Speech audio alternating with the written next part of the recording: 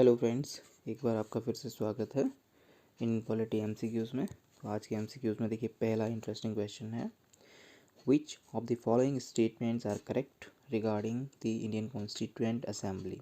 ठीक है, correct statements देखनी है हमें, 4 स्टेटमेंट हमें दी हुई हैं। तो एक एक करके हम स्टेटमेंट चेक करेंगे और उसमें जो सही होगी वो हम आंसर देखेंगे।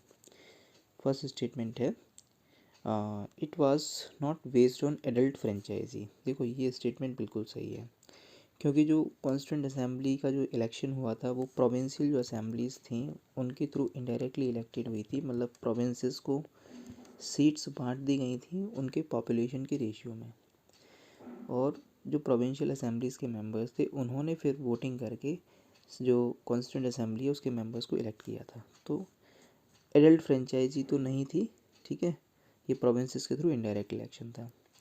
दूसरी statement, it resulted from the direct election, नहीं, ये स्टेटमेंट तो गलत हो गई क्योंकि डायरेक्ट इलेक्शन था ही नहीं, इनडायरेक्ट इलेक्शन था। It was not a multi party body, ये बात गलत है, ये मल्टी पार्टी बॉडी थी, कांग्रेस के अलावा भी वहाँ पार्टियाँ थीं।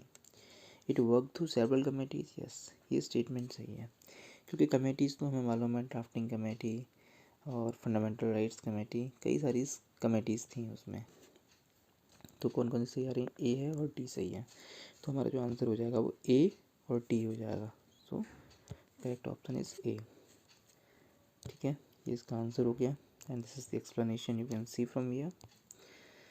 देन नेक्स्ट क्वेश्चन, MPPCS में एक क्वेश्चन पूछा गया है, which one among the following is an incorrect statement. अभी हमसे इनकरेक्ट स्टेटमेंट, पिछले वाले में करेक्ट पूछी गई थी, अभी इनकरेक्ट स्टेटमेंट पूछी गई है अबाउट द कॉन्स्टिट्यूएंट असेंबली।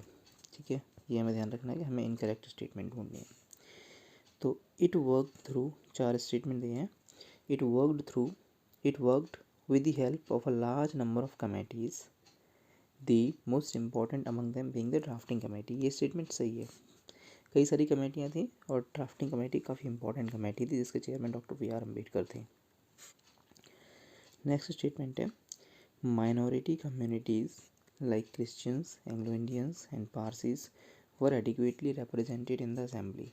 तो ये स्टेटमेंट भी सही है, क्योंकि कम्युनल इलेक्टोरेट जो है लगातार फॉलो हो रहा था 1909 के एक्ट में, 1919 के एक्ट में, 1935 के एक्ट में कम्युनल इलेक्टोरेट को लगातार बढ़ावा दिया गया था।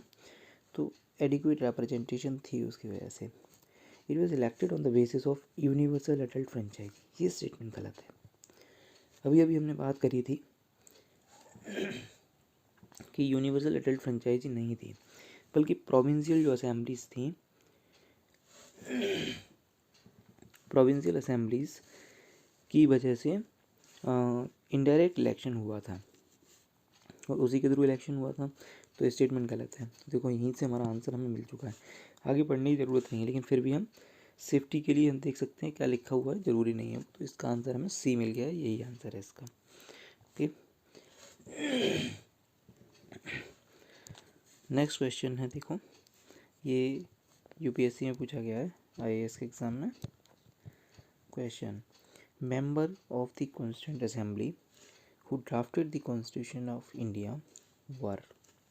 ठीक है, कॉन्स्टिट्यूएंट असेंबली के जो मेंबर जिन्होंने कॉन्स्टिट्यूशन ड्राफ्ट किया था वो नॉमिनेटेड, नहीं, ब्रिटिश पार्लियामेंट ने नॉमिनेट नहीं किया था उन्हें। नॉमिनेटेड बाई गवर्नर जनरल, नहीं। अभी अभी तो आपको बताया था कि जो प्रोविंशियल असेंबलीज़ हैं उनके जो मेंबर्स थे उन्होंने इलेक्ट करके उनको भेजा था।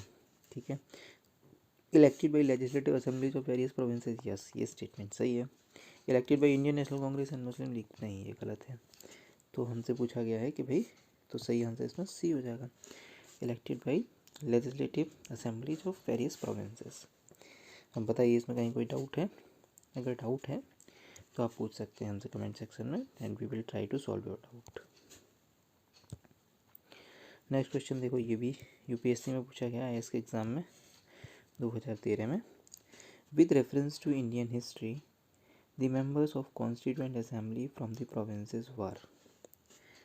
ठीक है, members of constituent assembly from the provinces, directly elected, direct election तो देखो नहीं हुआ था, ये हमें मालूम है। Directly elected by the people of the province, nominated by Indian National Congress and the Muslim League, ऐसा भी नहीं था कि केवल इंडियन नेशनल कांग्रेस और मुस्लिम लीग के ही लोग थे।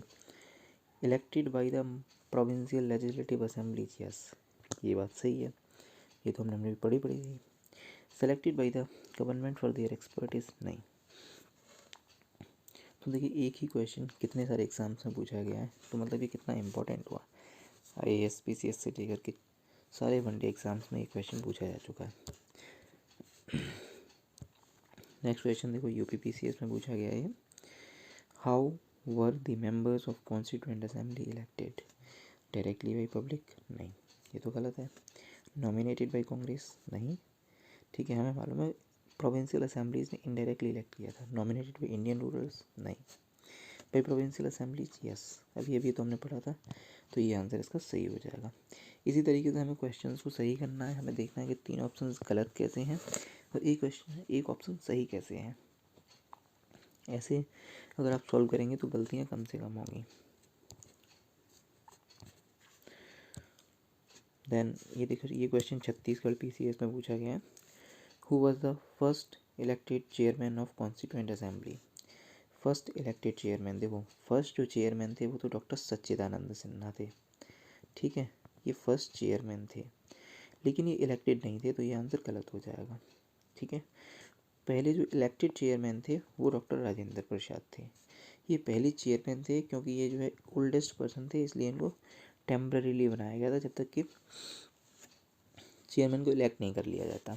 ठीक है, पहले जो इलेक्टेड चेयरमैन थे वो यही थे, डॉक्टर राजेंद्र प्रसाद। ठीक है, ये हो गया इनका। फिर नेक्स्ट क्वेश्चन है, ये देखो UPPCS में पूछा गया है ये भी, who chair the first meeting of constituent assembly. तो अभी अभी मैंने आपको बताया था कि डॉक्टर सच्चिदानंद सिन्हा जो है उनको टेम्पररीली पहला चेयरमैन बनाया गया था, जब तक कि नए चेयरमैन का इलेक्शन नहीं हो जाता तब तक के लिए। तो जब बात करी जाए कि फर्स्ट मीटिंग किसने होल्ड करी, तो डॉक्टर सच्चिदानंद सिन्हा। फर्स्ट इलेक्टेड चेयरमैन पूछे जाएंगे तो राजेंद्र प्रसाद आंसर आएगा। तो इसमें क्या आंसर हो गया, डॉक्टर सच्चिदानंद सिन्हा। कोई इसमें डाउट हो तो आप पूछ सकते हैं, इसका आंसर सी हो गया।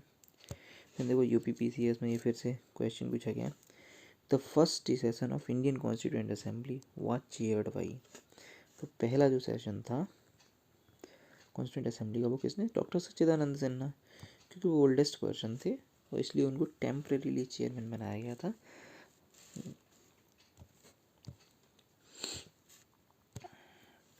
ठीक है, उत्तराखंड UDA LDA में देखिए ये क्वेश्चन पूछा गया है, who was the chairman of constituent assembly of India.